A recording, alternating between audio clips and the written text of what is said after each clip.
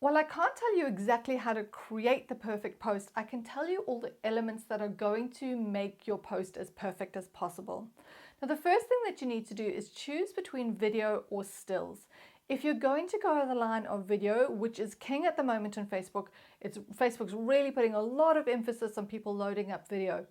Be very careful though, because while it is getting the most views, if your quality of video is not very good, you can be losing out on the potential of your post.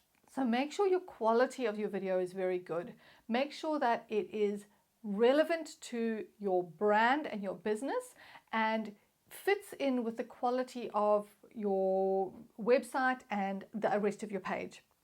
If you're not going to go down the video line, and I don't often go video, I choose stills over video a lot of the time because I find that we're able to control what happens on a still easier than we're able to control what happens on a video.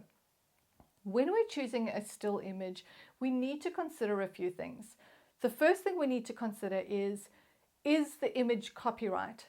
Now, as an ex-photographer, do not ever use an image that does not belong to you, that you do not have the full copyright to use. It's going to annoy the photographer no end. If the photographer reports that image, you run the risk of getting your personal account shut down. So if you were the person who posted that image onto a page, it's not the page that's going to be shut down, it's you that's going to get shut down. Now, I've been in a situation where I was provided images from one of my clients. They did not pay the photographer. Because I was the one who posted those images and they were reported as copyright, my account was shut down for 30 days. And try and be an agency owner with clients and not have access to your own personal Facebook page. It was absolute mayhem. So make sure that you own the copyright to any image that you're using. Alternatively, use things like Shutterstock or iStockphoto or one of those, buy those images, but do not pull stuff off the web or the internet and think you're going to get away with it, because if you don't, the consequences are catastrophic. The other thing that you should be looking at is the quality of those images. Now, Facebook doesn't like stocky images, so try stay away from anything, and much as I've just said, go to iStock, but stay away from really posed, really stock, the feel of a stock photo, if you can help it. So make sure the quality of that's good, but also the quality, so the look of it. It shouldn't be grainy, it shouldn't be out of focus, unless of course that is what you're going for.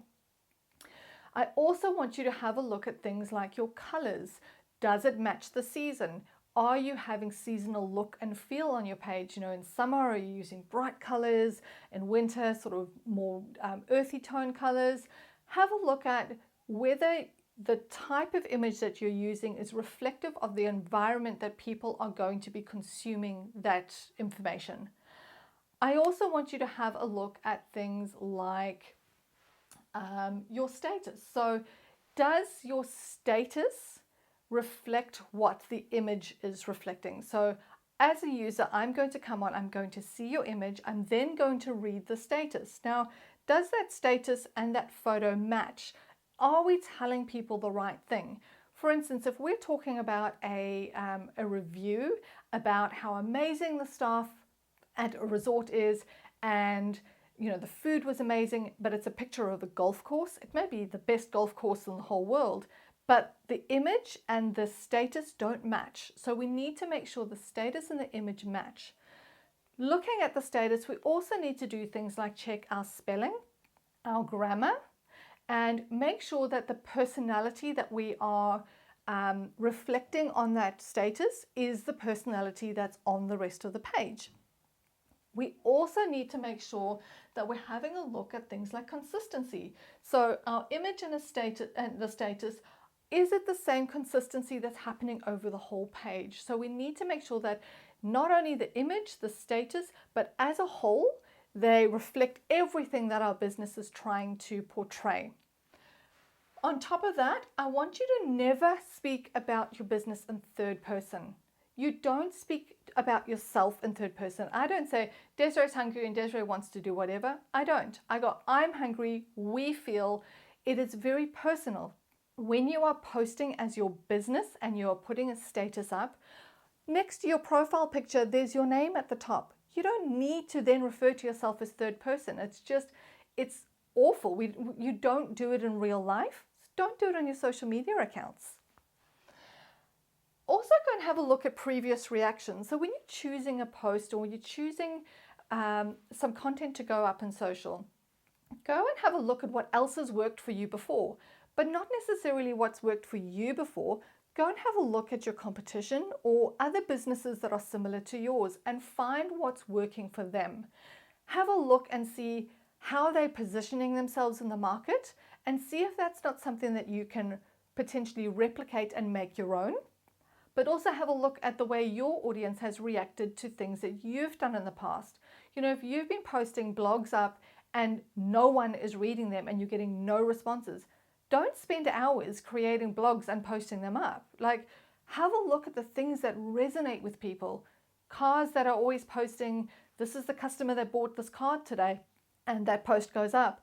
Well, in all honesty, I don't know who that person is. I don't care that they've bought a car. Why am I going to respond or do anything on that post? I'm probably not. So why are you insisting on forcing that out onto people? Look at what people want to see and hear about from your business and duplicate it and keep giving them what they want to see. Pretty easy. I want you to have a look at the quality. So again, we're having a look at, it's pretty much what I've said here with consistency in the image and the quality. So make sure that it is exactly what you want to portray for your business. When we're looking at sharing content from other pages that align with our business and we want to share them across, if their quality is not good, don't share that onto your page. You don't need to.